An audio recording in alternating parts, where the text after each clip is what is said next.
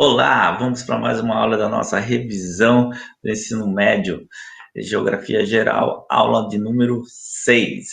O mundo bipolar e suas consequências. Na aula número 5, nós tivemos eh, os antecedentes da nova ordem mundial, onde nós vimos a linha do tempo de tudo o que aconteceu na nova ordem mundial, que nasceu a partir do final da Segunda Guerra Mundial em 1945 e se encerrou com a queda do Muro de Berlim em 1989. Então, estamos falando de mundo bipolar, estamos falando de Guerra Fria. A Conferência de Bretton Woods, de 1944, ou seja, um ano antes de iniciar a dada Guerra Fria. Reunião visava estabilizar as moedas nacionais prejudicadas com a Segunda Guerra Mundial, proporcionando com isso maior segurança econômica mundial. E aí o que aconteceu? Foi a partir daí que o dólar passou a ter o padrão ouro, ou seja, os Estados Unidos comprou as reservas de ouro e aí a moeda americana passou a ter esse valor, né? Mas vamos por parte, vamos falar FMI e BIRD, que é o Fundo Monetário Internacional, e o Banco Internacional, o BIRD, o Banco Internacional de Desenvolvimento. Essas duas organizações que auxiliam e reorientam a economia dos países com dificuldade financeira nasceram nessa reunião, né? Existem até hoje o FMI e o BIRD, né? Inclusive, a gente viu falar bastante do FMI na época dos governos liberais do Fernando Henrique Cardoso, em que, né, quando você recorre ao fundo, né, para ter ajuda financeira, esse fundo passa a ditar as matrizes econômicas do país. Então, o país passa a seguir mais o Fundo Monetário, né, as diretrizes do fundo, e perde aí a sua independência. E o padrão ouro do dólar, né? Foi a proposta do governo americano que se comprometia em adquirir as reservas de ouro de qualquer país, trocando-as por dólar, fato que ajudou a tornar o dólar moeda no mundo, utilizada em todas as transações comerciais internacionais, né? Então hoje aí a gente sabe, né? Tudo gira em torno do dólar e do inglês, né? A língua falada no mundo é o inglês e a moeda usada no mundo é o dólar, né? Então, quando tem uma crise econômica, geralmente num país, a moeda do país se desvaloriza, o dólar sobe. Então, e esse padrão ouro do dólar faz com que, de certa forma, todos os países do mundo acabem ficando um pouco dependentes das diretrizes econômicas dos Estados Unidos da América. Lembrando que até então a maior forma de ter solidez econômica de um país era guardando ouro, né? Lá da época do mercantilismo, do absolutismo, como que se media a riqueza de uma nação, de um império? Era a partir da quantidade de metais preciosos que ele conseguia acumular. Era um metalismo, né? Então, um país busca ter essas reservas em ouro, né, para ter essa solidez, para ter essa garantia. Porque, por exemplo, o dinheiro do país pode desvalorizar de uma hora para outra, não vale mais nada. Né? Por exemplo, o dinheiro da Venezuela não vale nada, é um monte de papel. O dinheiro da Alemanha durante a Segunda Guerra Mundial também não valia nada. Tem umas questões, tem até uma questão que eu coloquei no Kahoot, que uma criança está ali brincando com uma nota de marco alemão durante a Segunda Guerra, né? Mas por que ela está brincando com essa nota? Porque a nota não tinha valor nenhum, né? E já o ouro não está vinculado com essa coisa, né? Porque o papel, moeda ela está relacionada com um monte de questões que são abstratas, né? Até que ponto as pessoas confiam que aquilo ali vale, né?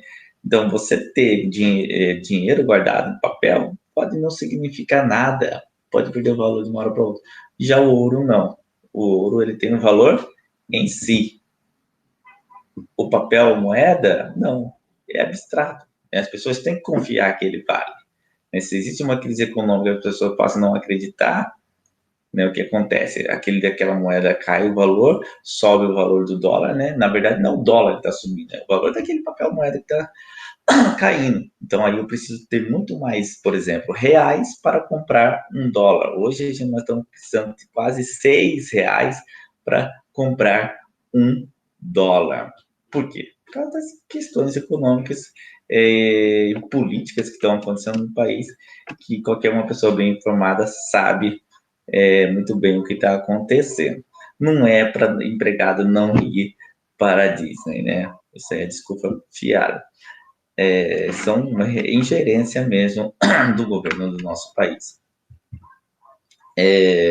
Então, e guardar ouro é importante até hoje, né? Para quem gosta aí de assistir, né, na última edição aí de La Casa de Papel, né, eles estão tentando já não roubar. No primeiro assalto que eles fizeram, eles foram lá e imprimiram papel moeda, né, dentro do banco central.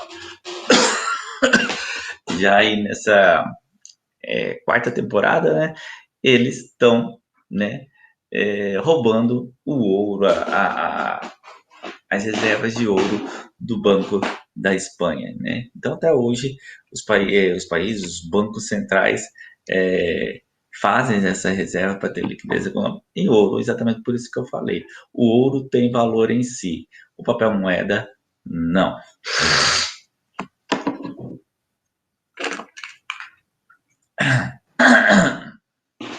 Nós temos aí o Plano Marshall. O Plano Marshall não foi uma ação benéfica, altruísta dos Estados Unidos da América, né?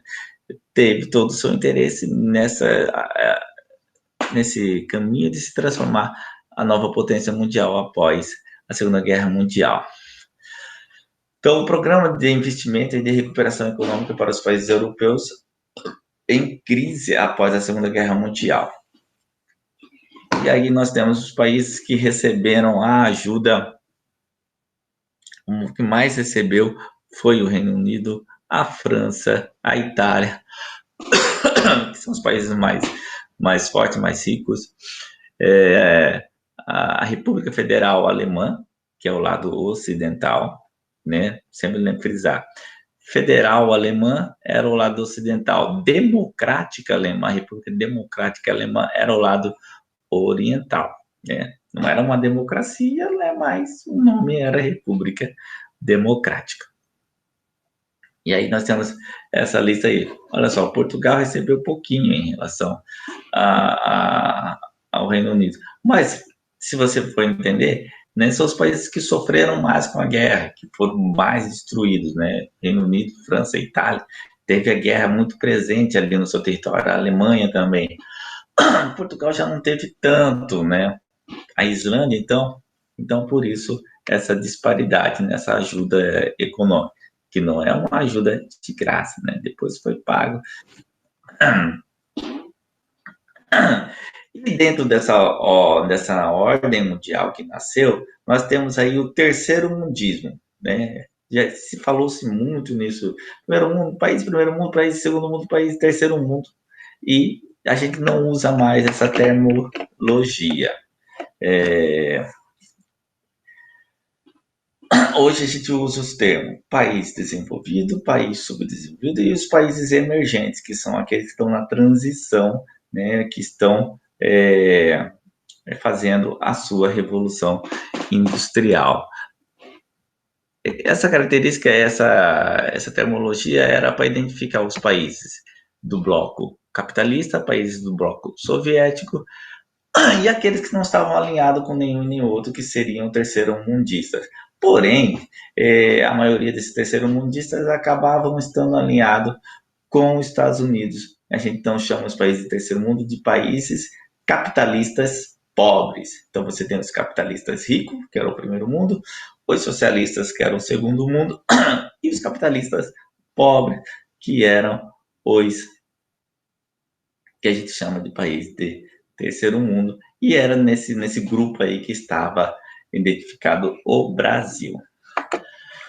Então, alguns países delimitaram a política de não alinhamento com nenhuma das duas superpotências, tentando se criar uma concepção ideológica e geopolítica paralela aos chamados primeiro e segundo mundo.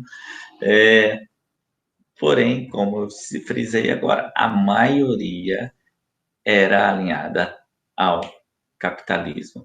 Né? O exemplo do Brasil, que era um país, né, capitalista, pobre, que se alinhou aos Estados Unidos.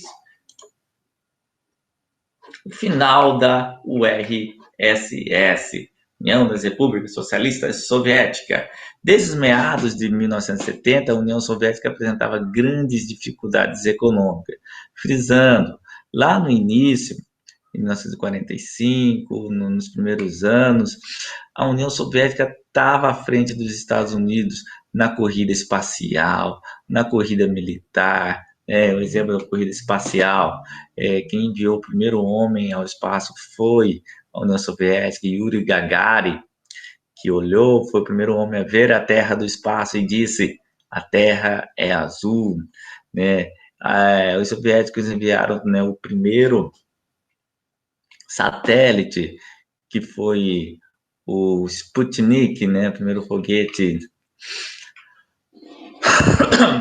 né, teve a questão da cadela Laika também, que foi levada para o espaço, né, que a União Soviética estava à frente. Né, mas aí, com o passar do tempo, porque por causa da economia fechada, a União Soviética vai tendo mais dificuldades econômicas, né? Até mesmo porque dentro da lógica do socialismo não dava para ter o socialismo com essa divisão, metade do mundo capitalista, metade do mundo socialista, né? Teria que ser todos os países socialistas, é a tal do internacionalismo comunista, internacional comunista, né? Que não foi pregado, o que aconteceu não foi o comunismo pregado por Karl Marx, foi o comunismo real que aconteceu, né, dentro das concepções aí do stalinismo, que acabou fazendo o comunismo em um país só, que não deu certo. Então, na década seguinte, buscou superar essas dificuldades por meio de uma nova política social e econômica. Assim surgiram a Glasnost e a Perestroika, palavras russas que significam, respectivamente, transparência e reestrutura. Então, é a partir daí, em 1985, que, né, vai começando a haver a desconstrução da União Soviética a partir desses dois programas, Glasnost e Perestroika, que significa Glasnost, transparência, e Perestroika, reconstrução. Dificuldades em implantar essa nova política resultaram no desmantelamento do bloco soviético e no fim da URSS. Todas as antigas repúblicas soviéticas tornaram-se independentes e adotaram um sistema capitalista. Então, quando a gente fala em Glasnost e Perestroika, nós estamos falando do início do fim da União Soviética. Então, aqui nós temos esse mapa mostrando as antigas repúblicas soviéticas. Lembra que na aula número 5 eu mostrei que estava o URSS e os países aqui do leste europeu, né, na cortina de ferro. Essa aqui não, essa aqui mostra já os países já de volta, a República Russa de volta aqui, e os países que eram da União Soviética, os que estão, né, que são hoje repúblicas muçulmanas, na sua grande maioria. Aqui, ó, são repúblicas muçulmanas, Cazaquistão, Turbequistão, Uzbequistão, Quirguistão, todos eram da antiga União Soviética. Então, aqui Ucrânia, Moldóvia, Belarus, Letônia, Estônia, eram também da União Soviética e voltaram a existir com a reabertura proporcionada por causa da Glasnost e da Perestroika. Então, por hoje é só, espero que tenham gostado, continuem seus estudos, continuem fazendo suas revisões e daqui a pouco tem jogo do Kahoot que já está prontinho, eu vou disponibilizar no tempo hábil.